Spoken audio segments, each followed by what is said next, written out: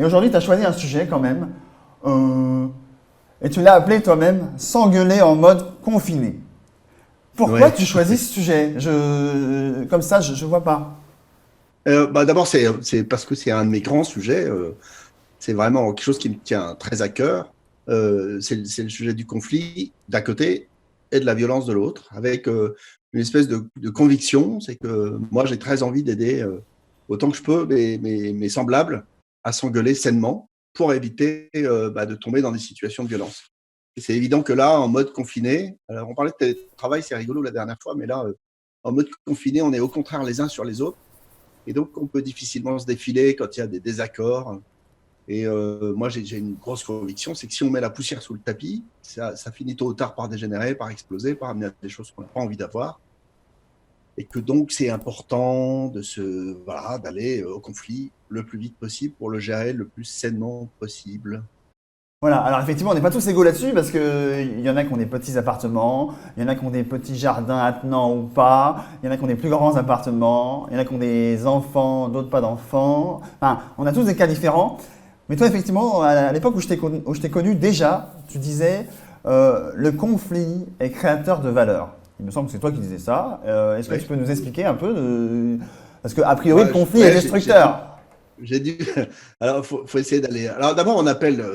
D'abord, c'est quoi un conflit? Ah oui. Moi, j'aime bien donner une définition simple. Hein, c'est un conflit, c'est un désaccord qui suppose un ajustement.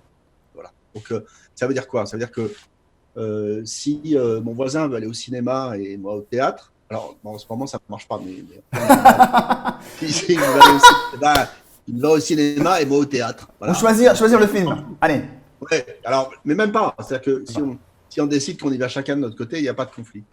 Si avec ma femme on décide de sortir ensemble et que elle veut aller au cinéma et moi au théâtre, bah ça colle pas. Donc il y a quelque chose à ajuster. Il va falloir qu'on revoie nos positions, soit l'un, soit l'autre, soit les deux. Et ça, moi j'appelle ça un conflit. Donc dès qu'on n'est pas d'accord, c'est un conflit. Donc ça veut dire que les conflits, on en a plein et qu'il y en a plein que vous savez gérer. C'est ça la bonne nouvelle. Nous savons gérer plein de conflits et on le fait très bien la plupart du temps. Et donc déjà, c'est pour dégonfler ce mot qui a l'air épouvantable. Malheureusement, parfois, on n'y arrive pas. Malheureusement, parfois, ça monte dans les tours. Mais fondamentalement, si on y arrive, en tout cas, même si c'est douloureux, même si c'est difficile, ça veut dire quoi? Ça veut dire que c'est une opération où on va s'ajuster l'un à l'autre, on va prendre mieux conscience l'un et l'autre des besoins de l'autre. Et finalement, c'est au travers du conflit qu'il y a une meilleure connaissance mutuelle, et c'est au travers du conflit qu'il y a une rencontre plus intime entre les gens. Si je suis toujours d'accord avec l'autre, si je dis toujours oui, au fond, je ne me montre pas, je ne me dévoile pas, il n'y a pas de vraie intimité. Si, au contraire, j'ose dire, et sans violence, voilà, parce qu'il y a aussi beaucoup de situations de violence, malheureusement, aujourd'hui, on peut y penser. Et moi, j'ai une pensée dans ce confinement pour tous ceux ou celles, et surtout celles qui sont victimes de violences conjugales. J'imagine que ça peut être vraiment très difficile. Mais pour ce que j'espère être la majorité des gens, moi, j'ai envie de dire, allez au conflit, quoi. Dites quand ça ne va pas. Après, bon, il y a des façons de le faire, des modalités, pour pas que ça dérape, mais c'est le moyen de mieux se connaître. C'est le moyen de transformer le plomb de la violence en or de la rencontre. Voilà. Waouh, t'as des belles formules. Justement, le conflit et la friction, apparemment, alors je pense à ma femme qui va pas aimer l'expression que je vais employer, de tout temps, c'est la friction qui a créé la valeur. Est-ce que tu peux nous dire un OK. mot là-dessus? Parce que c'est un peu ça que tu évoques. Et tu évoques aussi que dans la période actuelle, on voit bien qu'il est temps de tomber les masques, et que c'est en tombant les masques qu'on arrive à cette fameuse vraie friction, qui est vécue de part et d'autre, non pas comme du dur, mais comme peut-être comme ça. Ouais, alors peut-être ça sort un peu du champ parce que pour moi la friction, là, il y a un principe de réalité. On peut pas dire qu'on soit en conflit avec le virus, même si certains évoquent qu'on est en état de guerre. C'est vrai qu'on se retrouve dans une situation où on a à se battre, on a à renoncer à certaines de nos libertés, mais c'est pas un conflit au sens où moi j'aime l'entendre, c'est un conflit interrelationnel où on va aller mieux rencontrer l'autre. Alors c'est vrai qu'on espère mieux connaître ce virus pour en faire un vaccin et c'est pas vraiment pour mieux s'entendre avec lui. En tout cas, c'est peut-être pour mieux cohabiter, si, Ouais. mais c'est pas vraiment pour lui faire du bien, pour son bien. Néanmoins, il y a un parallèle, oui, c'est vrai que c'est au travers des situations difficiles qu'il y a une meilleure connaissance de l'autre, du monde, de la situation, de l'environnement et un meilleur ajustement. Alors justement, Voilà, on c'est ça peut... que je pourrais dire. Ah bah, Je sais pas si tu c'est vas très développer malin. parce que tu es là pour ça quand même. Oui. Euh, des clés alors pour bien gérer le conflit. Je suppose que peut-être pour démarrer, c'est déjà le lancer le conflit. Oui, alors oui, c'est ça en fait. Sauf que moi, j'ai le sentiment que tout le monde sait gérer des conflits. Tout le monde a les clés, tout le monde sait les moyens, plus ou moins, voilà. Et c'est une fois dans la situation que ça se gâte, c'est-à-dire qu'on est submergé par l'émotion, on ne sait pas quoi dire, on perd ses moyens, voilà. Simplement, souvent, c'est parce qu'on y est allé trop tard, tout simplement. Et je trouve que là, il y a une situation tout à fait inédite. Je trouve qu'une des modes contemporaines, c'est beaucoup de fuir le conflit et la vie, le mode de vie nous permet d'aller d'une activité à l'autre et d'oublier finalement, de laisser dans un coin. Moi, le nombre de gens que je vois qui finalement font du ghosting, hein, en mode fantôme, ils disparaissent. Voilà, un truc leur va pas, ça y est, on les voit plus, ils disparaissent. Avec ce que ça peut avoir de pénible. Là, en mode confiné, c'est fini, vous disparaissez pas. Hein, je veux dire, vous pouvez pas vous cacher toute la journée dans la salle de bain ou dans les toilettes. À un moment, il faut ressortir. Et donc, on se passe forcément. Hein, donc, c'est un côté plus délicat. La deuxième chose, c'est que je pense à une réplique d'Audiard. J'ai cherché le film ce matin, je l'ai pas retrouvé. La réplique, c'est plus le coin est désert, plus le coin est désert. Je crois que c'est Belmondo qui dit ça dans un film. Plus le coin est désert, plus il faut être poli. Ça coûte rien et ça économise les cartouches. Je trouve qu'on peut l'ajuster, l'adapter. On est les uns sur les autres. Donc, c'est pas le moment. Enfin, il faut faire preuve d'un surcroît de politesse, voilà, d'attention. Il peut y avoir un peu d'irritation du fait de la situation, un peu de frustration du fait de ne pas pouvoir sortir, d'être enfermé. Et il y a de l'injustice là-dedans, hein, l'injustice sociale. Certains ont de l'espace, d'autres non. Je pense à ceux qui sont en ville, notamment, dans des tout petits appartements. Ça peut être difficile. Donc là, il faut vraiment tourner 7, 8 fois, 9 fois, 10 fois sa langue dans sa bouche, être très poli. Pour autant, le fait de ne rien dire, de se taire complètement, est une autre façon d'aggraver la situation. Donc, il faut y aller, il faut le dire. Voilà, et puis Et on en profite, vous qui pouvez nous ouais, parler là sur le chat, on vous regarde, hein, YouTube Live, flex-tv.fr, on dit bonjour à Hervé, à Marie-Josée. Si vous avez des questions, vous êtes sur le chat de YouTube, vous pouvez les poser. Vous pouvez vous aussi vous livrer, parler, poser des questions. Et je regarde souvent, vous pouvez me retourner, je pose des questions si jamais l'intervenant n'y a pas encore répondu. Et justement, tu abordais pour ne pas se taire complètement, il y a un rituel qu'on fait souvent d'ailleurs au centre des jeunes dirigeants, qui est la météo. C'est le fait de ménager un espace dans lequel, sans qu'il y ait aucun sujet, on puisse dire dans quel état on est et comment on se sent. Parce que peut-être du coup on peut exprimer que là on se sent mal, mais ça n'a rien à voir avec l'autre. Et que c'est juste nous avec nous-mêmes, avec ce qui se passe autour. Et peut-être ça peut déjà désamorcer. Qu'est-ce que tu en penses? ouais, alors ce truc a une vertu cachée en fait, hein, cette météo où chacun son tour, on dit où j'en suis, comment ça va pour moi. En effet, tu as raison, hein, ça permet de montrer à l'autre que peut-être si je fais la gueule, c'est pas à cause de lui. Donc c'est peut-être parce que je me sens mal dans la situation, peut-être parce que ce confinement me pèse, peut-être parce que je suis angoissé, inquiet, etc. Donc ça, vraiment, c'est précieux. Ça parle pas tout à fait du conflit, puisque je peux le faire même si je suis pas en conflit. Et la vertu cachée, c'est que dans la météo, vous savez, on fait un tour de table et on donne son temps de parole à chacun. Je crois qu'il y a une croyance fermement ancrée qui est tout à fait toxique, qui est de croire que tout se résout par le débat. En fait, c'est une connerie. C'est que dès qu'on va dans le débat, on part en ping-pong d'arguments et en général, ça dégénère. Or, la météo, c'est de donner un temps à chacun pour dire. Et les autres se taisent pendant ce temps-là. Et une bonne façon d'aborder les situations conflictuelles, hein, c'est quoi une situation conflictuelle, je le rappelle, c'est que, alors il n'est pas question de cinéma et de théâtre, mais par exemple, je veux des pâtes et toi tu veux du riz à midi, qu'est-ce qu'on fait?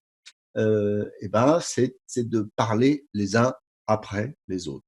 Voilà. Et de ralentir, ralentir, ralentir, ralentir. En situation de conflit, quand les choses sont difficiles, on a tendance à partir dans les tours, à se répondre très vite.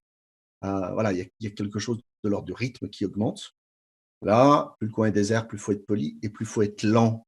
Voilà, plus il faut être tranquille et plus économiser ses cartouches, c'est-à-dire attendre son tour pour parler, Voilà, je sais que c'est pas toujours facile, hein, mais si vous mettez des règles de temps de parole, allez, je te donne 2 minutes pour parler, et puis ensuite c'est à moi.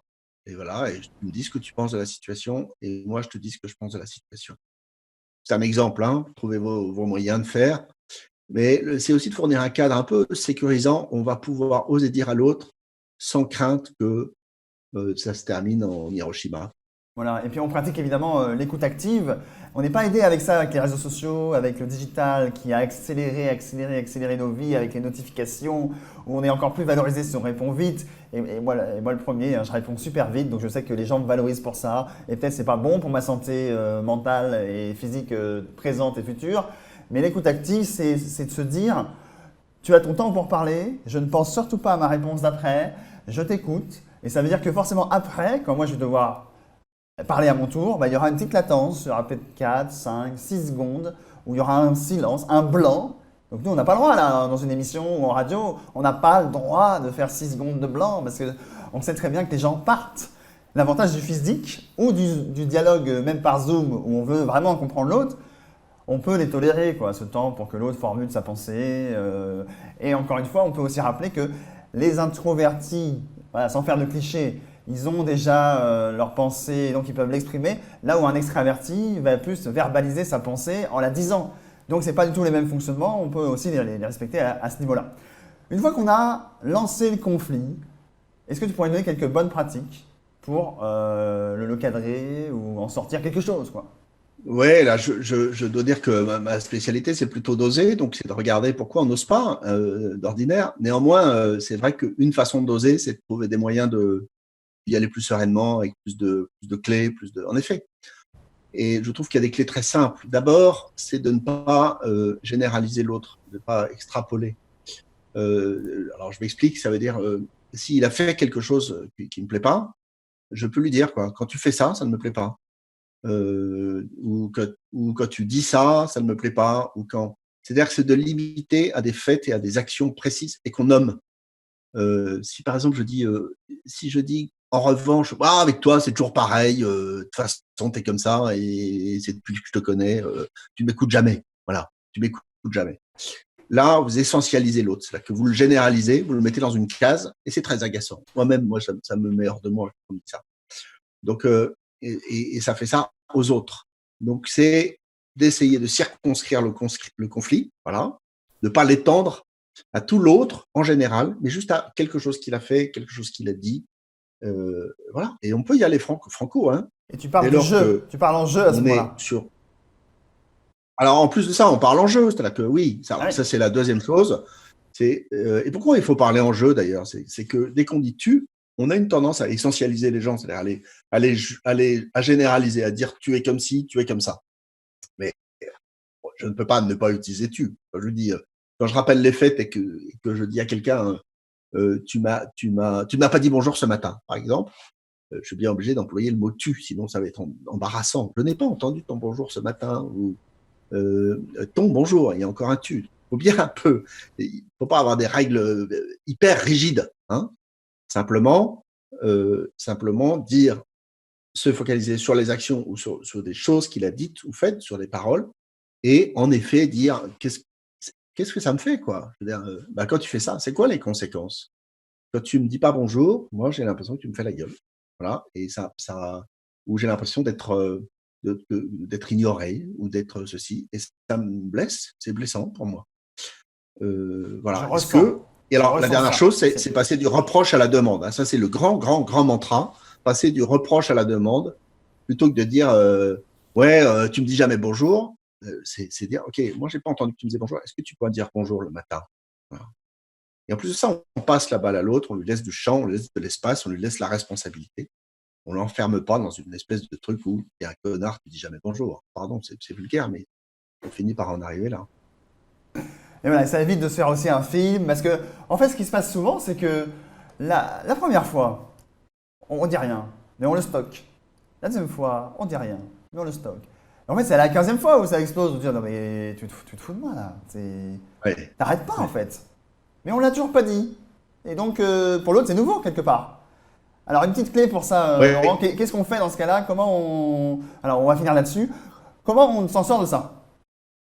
Bah, c'est ce qu'on appelle la collection de timbres. Hein. C'est-à-dire qu'à chaque fois que, mettons, toi et moi, Benjamin, on discute, à chaque fois que tu me dis un truc qui me plaît pas, hop, c'est comme si je collais un timbre quelque part, quoi. Et à la fin, j'arrive avec tout l'album et je te le balance en me disant, regarde tout ce que tu m'as fait, c'est honteux. Voilà. Moi, ce que je crois, c'est qu'au premier timbre, on réagit. Alors, parfois, les circonstances s'y prêtent pas, il y a du monde, on est en public, je sais pas quoi.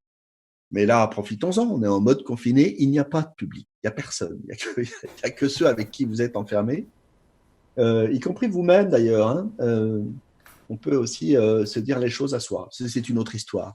Mais moi, je crois que plus on dit les choses rapidement, plus on ose avouer les choses, et avec quelques règles qu'on a essayé d'esquisser ici, et mieux ça se passe, et mieux on peut arriver à une relation nourrissante. Hein. Moi, je crois que traverser ça, ça donne de meilleures relations, ça crée de la rencontre. Merci Laurent pour toutes ces clés que tu nous partages. Tu seras bien sûr le bienvenu à l'avenir sur l'antenne.